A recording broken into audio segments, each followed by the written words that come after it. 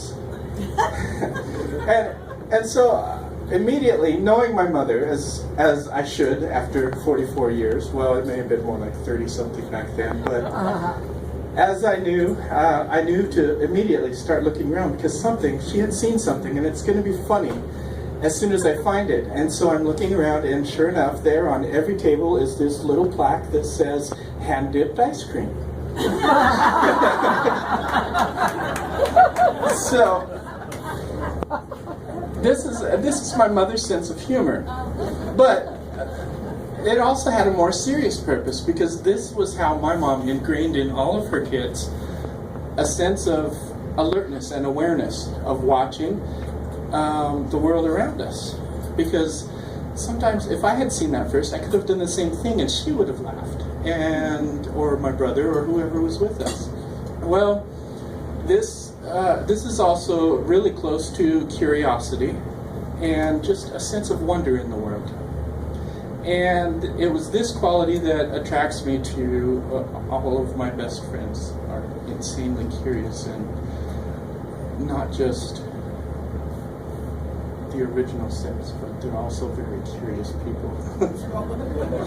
So, but that's good. That's a good thing. We need curious people in the world. And so it's that sense of curiosity that attracted me to this story about a young man. I originally heard this story, originally the way I heard it, the young man was hit in the head with an apple. So, in 1666, Isaac was scared of the plague. And so he decided it was time to move out of the big city where most people were catching the plague and move out to the country. So his mom still lived on the family farm, and he went out there for a while, and there were apple orchards. So Isaac Newton did not get hit on the head by an apple, I have come to find out. Although he was out in the orchard one day in what he actually termed a contemplative mood, when he actually did see an apple fall from the ground. And, oh, nope, fall to the ground. See, that would have changed the whole theory. That's an important point in the story, right? So, thank you. So, he saw an apple fall to the ground from the tree. Thank you. And it was one of those moments. It was one of those moments where everything he had been thinking about kind of coalesced, just kind of came, whoop, and he thought to himself, why? Here I am in England. I've been in Europe. Maybe he's been to other places, but he can only assume also that, all throughout the world, apples fall straight down. Why straight down? Well, the original answer, the traditional answer of his time was that everything falls down, because that's its nature. Its nature is to be close to the earth, go back. Everything wants to go back to the earth, so it falls down. But he'd heard this newfangled, at the time even, he'd heard these newfangled ideas that the world might be round from Copernicus and Galileo. So Isaac was thinking, if the world was round,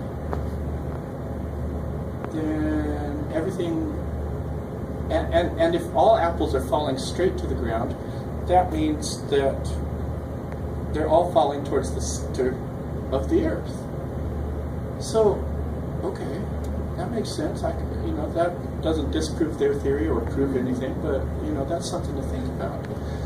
But the bigger question was, what pulled it down? When you think about a rock in a field, those big boulders that you have to get out of the way so you can farm that field, the only way that rock is going to move to the edge of the field is if something pushes it, or pulls it, or, something has to act on that rock. So what was acting on that apple when it comes loose from the tree, why doesn't it just hover or go up? Why does it go down? So I was like, wow, there must be some kind of force. There has to be something that's pulling it down. And so he started talking to his friends, and through letters, whatever, he started talking, and people started talking about gravity. It was a good name. Everything's going back to the grave. That's pretty, it kind of took on the traditional term, and people knew it pretty quickly and easily. And it turned out that was a stunning idea. Everybody was impressed, and it made everyone curious. He was contagious like that, kind of like the plague or Ebola, but in a good way. So one of his friends noticed, the first thing they noticed actually, generally was, it works close to the earth, it pulls apples down, and obviously when we jump up, we go down, and that must be the same force that's pulling us down. But what about farther out? There's these new ideas that the planets are spinning around each other and around the sun, and what if it's gravity that's holding all of that together? And so people started wondering about that, and one of his friends said, guess what? I've noticed. If something's farther away, if you're thinking it like that, these bodies, if they're farther away from each other, they don't seem to have as much influence on each other. And Newton was like, yeah, that's true. And so, these ideas kept building one after another. Okay, so what else? And somebody else said, the bigger ones, the big ones hold things on tighter. They have a stronger pull than the smaller ones. And Isaac was like, yeah. And if you put those two together, he got this little neat mathematical equation that could predict where the planets were going to be at certain times.